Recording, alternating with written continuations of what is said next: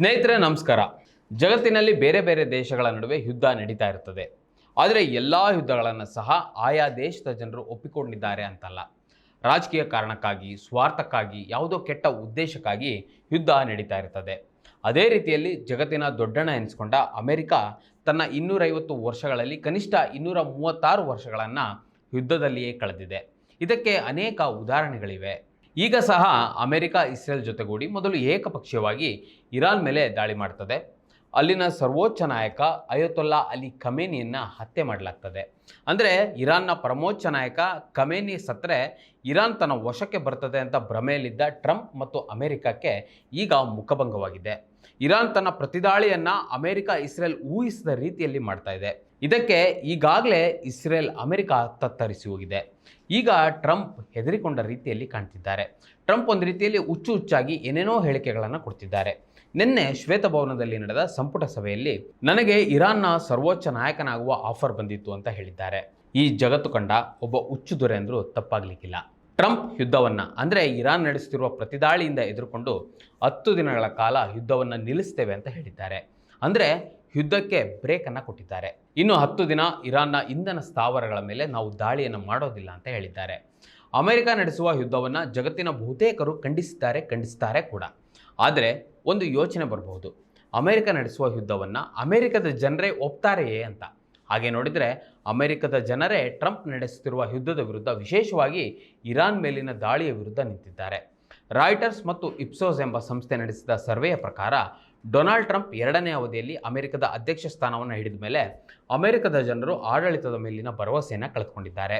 Iran ಮೇಲೆ America ನಡೆಸುತ್ತಿರುವ ದಾಳಿಯ ಬಗ್ಗೆ ಅಮೆರಿಕದ 61% ಜನರು ವಿರೋಧವನ್ನು ಅಂದರೆ ಅಸಮ್ಮತಿಯನ್ನು ಸೂಚಿಸಿದ್ದಾರೆ ಎಂದು ಸಮೀಕ್ಷೆಯ ವರದಿ ಹೇಳಿದೆ.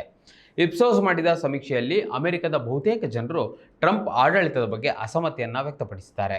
ಕಳೆದ ವಾರ ನಡೆದ ಸಮೀಕ್ಷೆಯಲ್ಲಿ ಇರಾನ್ ಮೇಲಿನ ದಾಳಿಯ ಪ್ರಮಾಣದ ಬಗ್ಗೆ 59% ಜನರು ವಿರೋಧವನ್ನು ವ್ಯಕ್ತಪಡಿಸಿದರು.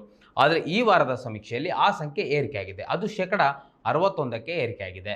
ಇನ್ನು ಅಮೆರಿಕದ ಜನರ ಈ ಅಭಿಪ್ರಾಯವು ಇದೇ ವರ್ಷ ನವೆಂಬರ್ನಲ್ಲಿ ಅಮೆರಿಕ ಎದುರಿಸಲಿರುವ ಮಧ್ಯಂತರ ಚುನಾವಣೆಯ ಮೇಲೆ ದೊಡ್ಡ ಪರಿಣಾಮವನ್ನು ಬೀರಬಹುದು ಎಂಬ ಮಾತುಗಳು ಸಹ ಈಗಾಗಲೇ ಕೇಳಿಬರ್ತಾ ಇವೆ. ಇನ್ನು ಪ್ರಸ್ತುತ ಅಮೆರಿಕ ಯುದ್ಧದಲ್ಲಿ ಮುಳುಗಿದೆ.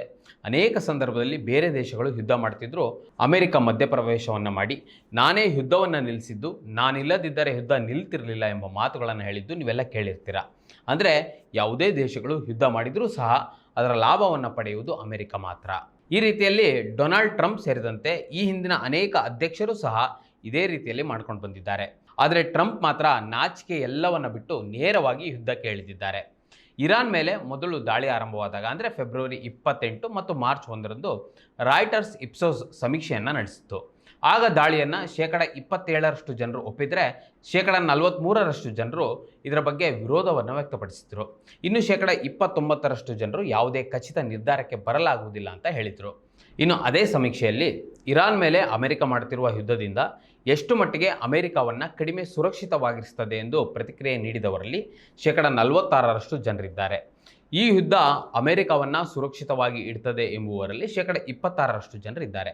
ಇನ್ನು ಉಳಿದವರು ಇದಕ್ಕೆ ಯಾವುದೇ ರೀತಿಯಲ್ಲಿ ಹೆಚ್ಚಿನ ಪರಿಣಾಮ ಬೀರುವುದಿಲ್ಲ ಅಂತ ಹೇಳಿದ್ದಾರೆ. ಸ್ನೇಹಿತರೆ, ಯುದ್ಧ ಆರಂಭವಾದಾಗಿನಿಂದ ಅಮೆರಿಕದಲ್ಲಿ ತೈಲದ ಬೆಲೆ ಏರಿಕೆಯಾಗಿದೆ. ಅಂದರೆ ಸರಾಸರಿ 1 ಗ್ಯಾಲನ್ಗೆ $1 ಹೆಚ್ಚಾಗಿದೆ. ಇದು ಅಮೆರಿಕ ಯುದ್ಧವನ್ನು ನಿರ್ವಹಿಸುವ ರೀತಿಯೂ ಕಾರಣವಿರಬಹುದು ಎಂದು ಇಪ್ಸೋಸ್ ಅಭಿಪ್ರಾಯಪಟ್ಟಿದೆ. ಟ್ರಂಪ್ 2ನೇ ಅವಧಿಯಲ್ಲಿ ಅಧಿಕಾರಕ್ಕೆ ಬಂದ ಮೇಲೆ ತಾನು ಮಾಡುತ್ತಿರುವ ಆರ್ಥಿಕ ನಿರ್ವಹಣೆಯ ಕುರಿತು ಅನೇಕರು ಅಸಮ್ಮತಿಯನ್ನು ಸೂಚಿಸಿದ್ದಾರೆ.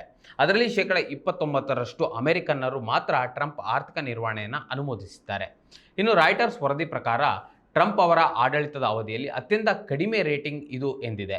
ಅಂದರೆ ಈ ಹಿಂದೆ ಇದ್ದ ಡೆಮೊಕ್ರೆಟಿಕ್ ಪಕ್ಷದ ಜೋ ಬೈಡನ್ ಅವರ ಆರ್ಥಿಕತೆಯ ರೇಟಿಂಗಿಂತ ಟ್ರಂಪ್ ಅವರ ರೇಟಿಂಗ್ ಈಗ ಕಡಿಮೆಯಾಗಿದೆ. ಬೈಡನ್ ಅವರ ವಿರುದ್ಧ ಹಾಗೂ ಅವರ ಆರ್ಥಿಕ ನೀತಿಯ ವಿರುದ್ಧ ಯಾವಾಗಲೂ ಟೀಕೆ ಮಾಡ್ತಿದ್ದ ಟ್ರಂಪ್ಗೆ ಈ ಸಮೀಕ್ಷೆಯ ರೇಟಿಂಗ್ ಗಂಭೀರ ಪ್ರಶ್ನೆಗಳನ್ನು ಹುಟ್ಟಾಕಿದೆ.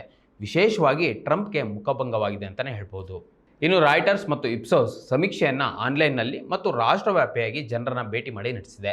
ಇನ್ನು ಅದಾದ ನಂತರ 4 ದಿನಗಳಲ್ಲಿ 1272 US ವಯಸ್ಕರಿಂದ ಪ್ರತಿಕ್ರಿಯೆಗಳನ್ನು ದಾಖಲಿಸಿದೆ. ಇದು 3% ಅಂಕಿಅಂಶಗಳ ಅಂತರವನ್ನು ಹೊಂದಿದೆ ಎಂದು ಸಮೀಕ್ಷೆ ಹೇಳ್ತದೆ. ವೀಕ್ಷಕರೇ, ಈಗ ಹೇಳಿ, ಅಮೆರಿಕದ ಜನರೇ ಅಮೆರಿಕ ನಡೆಸುವ ಕ್ರೂರ ಯುದ್ಧದ ವಿರುದ್ಧವಾಗಿದ್ದಾರೆ ಅದಕ್ಕಾಗಿ ನಾವೆಲ್ಲರೂ ಕೂಡ ಯುದ್ಧವನ್ನು ನಿಲ್ಲಬೇಕು ಅಂತಲೇ ಹೇಳಬೇಕು. ಯುದ್ಧವಂತೂ ಈಗಾಗಲೇ ಉಂಟು ಮಾಡಿರುವ ಕೆಟ್ಟ ಪರಿಣಾಮ ನಮಗೆಲ್ಲರಿಗೂ ತಡ್ತಾ ಇದೆ. ಹಾಗಾಗಿ ಪ್ರತಿಯೊಬ್ಬ ಮನುಷ್ಯರು ಯುದ್ಧ ಬೇಡ ಅಂತಲೇ ಹೇಳಬೇಕು ಮತ್ತು ಯುದ್ಧ ನಿಲ್ಲುವಂತೆ ನಾವೆಲ್ಲರೂ ಒತ್ತಡವನ್ನು ಹಾಕಬೇಕು. ಇದರ ಕುರಿತು ನಿಮಗೇನು ಅನಿಸ್ತು ಕಮೆಂಟ್ ಮಾಡಿ ತಿಳಿಸಿ. ಮತ್ತು ಇದೇ ರೀತಿಯ ಸಾಕಷ್ಟು ವಿಡಿಯೋಗಳಿಗೆ ನಮ್ಮ ಇದೀನ.com ಯೂಟ್ಯೂಬ್ ಚಾನಲನ್ನು ಸಬ್ಸ್ಕ್ರೈಬ್ ಮಾಡಿ ಮತ್ತು ನಮ್ಮನ್ನು ಬೆಂಬಲಿಸಿ. ನಮಸ್ಕಾರ. ಮತ್ತಷ್ಟು ವಿಶೇಷ ವಿಡಿಯೋಗಳನ್ನು ನೋಡಲು ಮತ್ತು ಹೊಸ ವಿಡಿಯೋಗಳ ಬಗ್ಗೆ ತಿಳಿಯಲು ಇದೀನ.com ಯೂಟ್ಯೂಬ್ ಚಾನೆಲ್ ಸಬ್ಸ್ಕ್ರೈಬ್ ಮಾಡಿ ಮತ್ತು ಬೆಲ್ ಐಕಾನ್ ಕ್ಲಿಕ್ ಮಾಡಿ.